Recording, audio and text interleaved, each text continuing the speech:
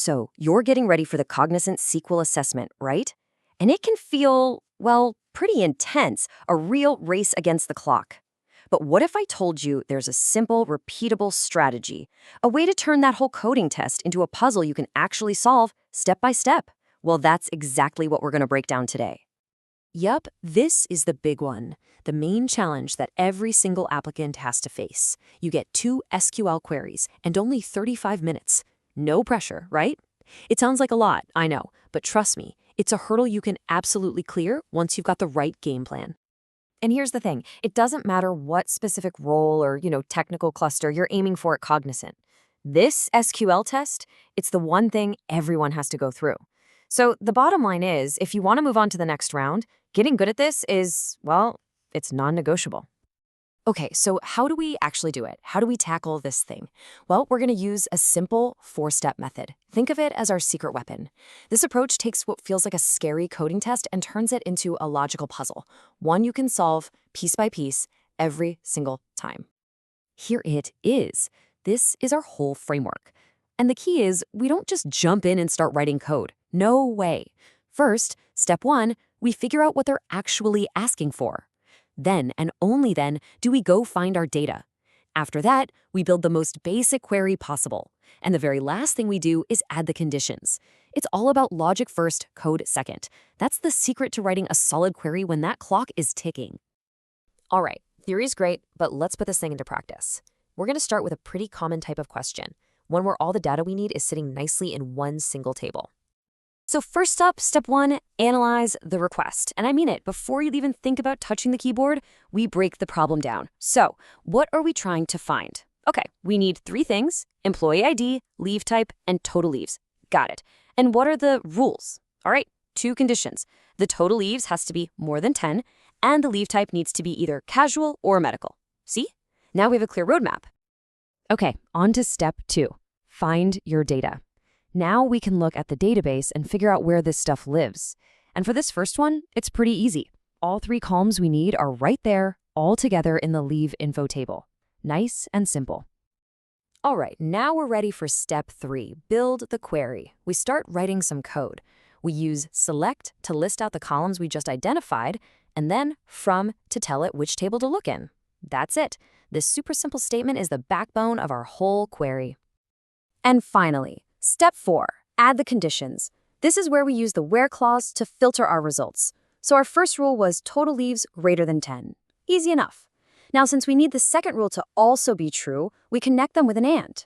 And for that either this or that part with the leave types, the in operator is perfect for that. It just checks against a list. And boom, just like that, our query is done. See how that works? Okay, you ready to level up? Because let's be real. In the real world, data is almost never in one nice, tidy table. It's usually all over the place. So now, we're going to tackle a more complex problem, one where the info we need is spread across multiple tables. But here's the beautiful part. Our method doesn't change. We stick to it. Step 1, analyze. Okay, what do we need to find this time? Looks like 4 things: employee ID, name, department name, and their basic salary. And the condition? Just one. The employee has to work in the HR department. Simple enough. All right, time for step 2, find the data. And this is where it gets interesting. We start looking for our columns, and we see the ID and name are in one table, the department name is in a totally different table, and the salary is in a third one.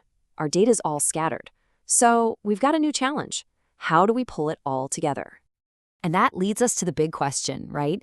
If the info we need is in 3 separate places, how on earth do we bring it all together into one single result? Well, the answer is one of the most powerful tools in all of SQL. And that tool is the join command. The best way to think about it is like temporarily stitching tables together. You find a column that 2 tables have in common, and the join uses that link to create a new virtual table. It lets you work with all that combined data as if it was in one big table from the start. Now, to make a join work, you have to find that common link. It's like finding the matching puzzle pieces. So if we look at our tables, we can see that both the employee info table and the department info table have a department ID column. That's it. That's our bridge between them. Okay, let's get back to step 3 and build this query. We start with our select statement, but you'll probably notice something new here, these EI, DI, and SI things. What are those? They're called aliases. They're just short nicknames for our tables. And let me tell you, using them is a total pro move. It keeps your code way cleaner and so much easier to read. And here's where we actually build that bridge. We add the join keyword to bring in our department info table, which we're calling DI. Then we use the super important on keyword. This is where you tell SQL how to connect them.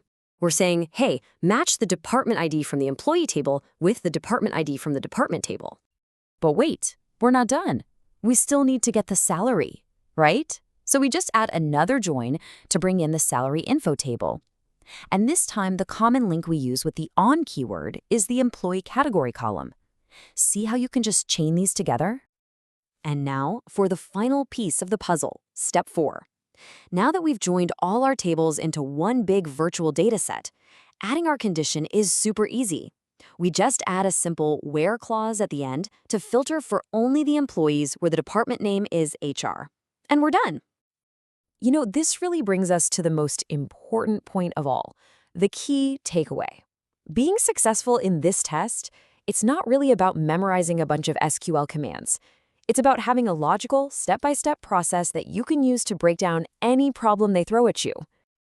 I love this quote from the source material because it just says it all perfectly.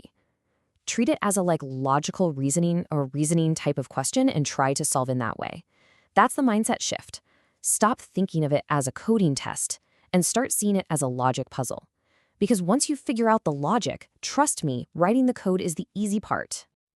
So there you have it. You now have the framework, a reliable process that takes the guesswork out of it and lets you actually engineer a solution. And you know what? This method isn't just for the Cognizant test. It's for any data problem you'll ever face. So the only real question left is the one you see right here. What problem will you solve next?